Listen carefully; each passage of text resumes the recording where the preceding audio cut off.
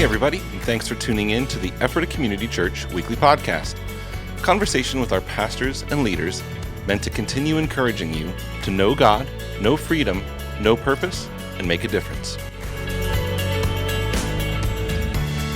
Hey, Ephrata Community Church, it is great to be with you once again for our weekly podcast. Jim, it is great to have you with us here today. Good. It's been a few weeks since you've been on, actually. I know. Where have you been? Traveling and hanging and stuff. Okay, well, that sounds really exciting. It's good to be back. Yeah, it is good to have you back. So we just finished up the Peace of God, Let the Peace of Christ Rule in Your Hearts series. That comes from Colossians 3:15. And it was 4 weeks where we heard from Kevin twice, we heard from Wes, and we heard from Mike Hutchings from Global Awakening. They each brought a different part of God's heart for us in regards to bringing peace, right, to us individually, to our families. Wes talked about peace in the family. Mike Hutchings brought in the healing from trauma out of Psalm 23. PTSD stuff. Yeah, he restores my soul. So there was a lot that happened, a lot of ministry time after the service like we do each week, a lot of really awesome moments for people. Jim, I'd love to hear from you. What were some of the high points for you of the past series?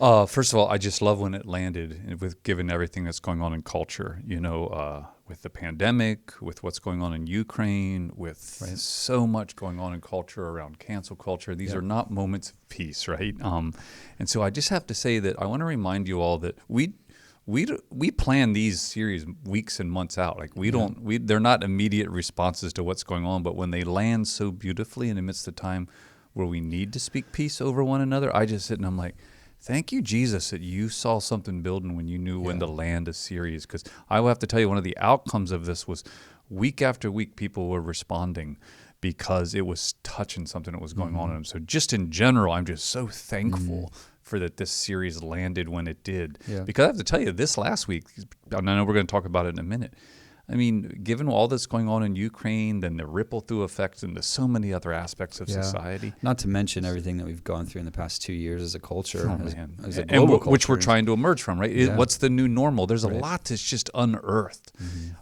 in these moments. And I'm just so thankful for the overall series. But of course, there's some wonderful highlights, specific ones as well. Yeah, and speaking of which, this past weekend, Kevin wrapped up this series on the peace of Christ. And he had a really cool invitation for people. He's obviously delivering a message out of Matthew 5, blessed are the peacemakers, for they shall be called sons of God. And the whole heart of his message was about us looking like our Father, being carriers of peace.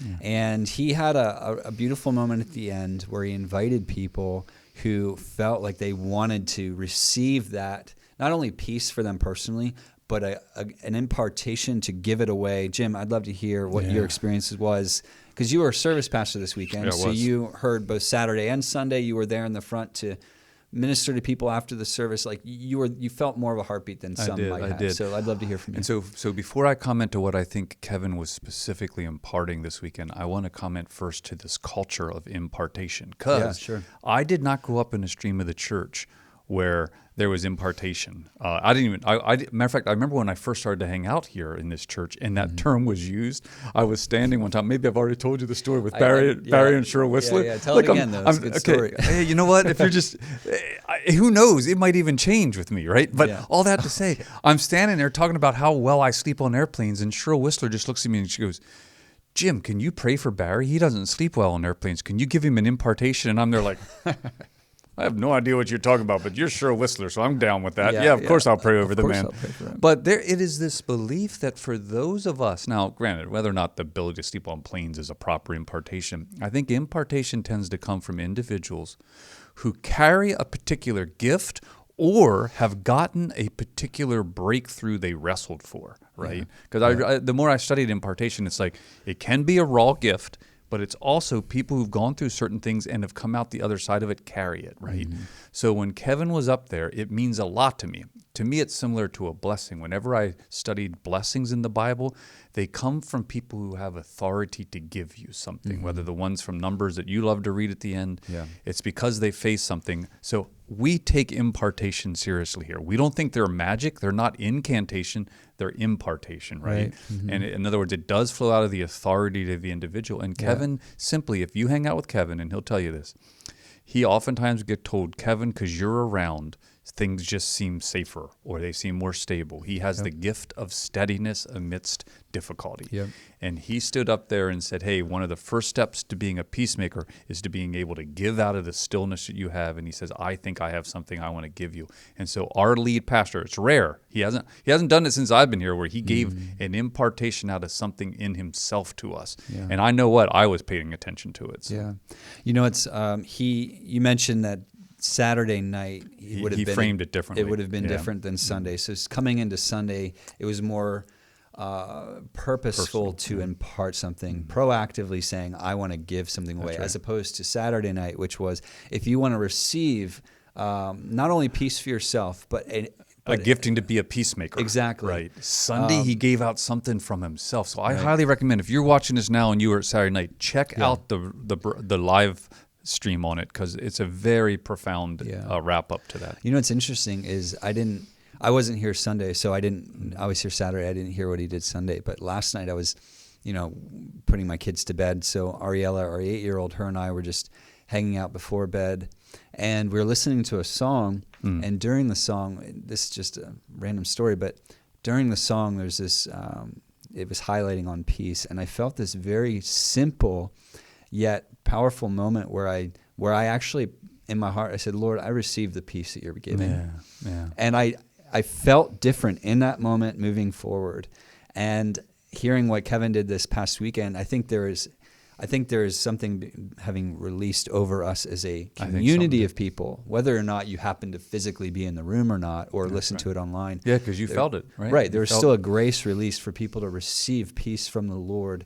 Again, not only for yourself, but that you can then bring that peace environment around you. Yeah, and I know we're going to talk about it more, but this is what we mean when we say the kingdom comes. It's not just that we're sealed for someday when we're with God. He is bringing his royal rule and reign now, and peace is part of it. Yeah. And we can welcome it in, disproportionate to anything we've done. Yeah. That's so awesome. Another thing that happened this past weekend, which is brand new, kicking it off, is our first steps room. Jim, you put a lot of heart and soul into pulling this off. I'd love to give you an opportunity to share. What is it and how did it go? Yeah, I want to make sure. I always love to give credit. This was actually Wes walking around the building, our executive pastor, Wes Segrist. And Wes just spotted this one area of the building where he's like, what can we use that for creative? And so I think the initial seed idea for a place to welcome people after the service started with Wes. Now, I came from a church. When I was in Youth with a Mission Run Around the World, I attended a church in Tyler, Texas. And they had a room that you could go to after the service and meet the lead pastor, and there'd be a host person or couple standing there. And it's the way that I engaged with that church, where someone saw me that I had visited a few times, came to me and said, hey, would you like to meet our pastors? And actually took me there. And it is why I ended up journeying with that church for nearly 7 years when I was in YWAM there. And I always remembered it as such a delightful, hospitable moment where the threshold of engagement for a new person showing up was just lowered. And so I will say that the heart behind this is a spirit of hospitality, knowing that one of the most difficult things that people face when they're engaging with a new community is, how do I actually move from being intrigued by this community to engaged with this community? Sure. That's a big step, and we don't want to assume anything on people, so we've ended up coming up with this idea of what we're now calling the First Steps Room, which is a wonderful room that's just off our sanctuary. If you'll notice when you get here, there's 4 doors on what I would call the kind of auditorium right, stage left, leads into this wonderful room. And we had, well, first of all, comment to the idea, because then I want to tell you the statistics of what happened. Like, this is our first time and some neat stuff happened. What do you think of the idea? Well, the idea is you're right on. I mean, people are going to visit the church, and if you don't give a very clear, hey, if you're interested, want to learn more, want to connect with somebody purposefully, go to this space and you'll find a pastor to connect with, or you'll hear about some next steps, right? So we call it the First Steps Room for that reason. Right. So the idea, I mean, it was very clearly absolutely, let's pull it off. And then you put a lot of energy into materializing the idea. Mm-hmm. And this past weekend was the first time we started it, and it went really well. That's right, man. And some of the stats, just so you know, we have on average in the winter between 6 and 9. I know you're like, is that an average? Just in that range, Yeah. we follow the stats. We have between 6 and 9 visitors every single week. That's the people who indicate they're visiting. Right. You can probably double, maybe even triple that, given that's just people who fill out a Connect card, right? So first of all, we have a lot of people that come through our community. And here's what took place. It was just Rachel and I, which I will not make that mistake again this week because we needed more people on Sunday. Yeah. On Sunday, 12 people came. 9 of the people who visited us have attended for less than 6 weeks, and they were so thankful and appreciative for being able. Now, others of them have been attending since as late as last fall. One of them has been attending with us since late September, and just now, because of this invitation, decided to fill out the Connect card, hand it in, wrote a wonderful testimony of what this community has meant to her during that time and to her children. And so I'm sitting there, and I was just so full of the Spirit of God, and particularly what it means to just welcome people and create a safe place for them to engage. Because I saw on Sunday 12 people. We had 5 on Saturday night, was able to actually be with a young couple who's been there. I think, I'm starting to confuse my numbers. I think they were 4 weeks here. And they were simply asking me, hey, we think a next step. They actually said, we want a next step. Some don't know what the next step is. They're like, we want to check out a Connect group. So I'm getting on the phone with them this week to hear a little bit about them so I can recommend which Connect group might be nice for them. All that to say, something happened where they now have a chance.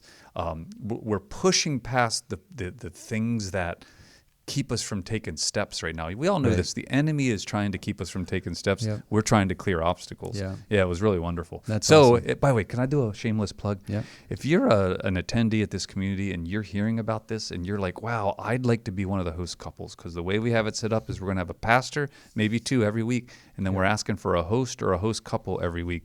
Would you get in touch with me, Jim@effortacommunity.church, Jim@effortacommunity.church. Just shoot me an email and say, hey, I or we might be interested in serving maybe once every 2-3 months on a Saturday or a Sunday, and to help us out to greet people. It's a wonderful ministry. Yeah, it is. And it's so important as well. I mean, because it's not that we're not available or that somebody couldn't just come to the front and have a conversation, but there's something to creating the on-ramp. It's simply say, this room is set apart for this purpose, and what you observe is immediately people take advantage of it. So it's, Dude, I'm it's really pumped. awesome. As you can probably tell, I could keep talking about it, but yeah, that's more to come on that. For sure. And so looking ahead, though, we are starting a new series. We just finished up the Peace of Christ, and we're moving forward into the gospel of the kingdom.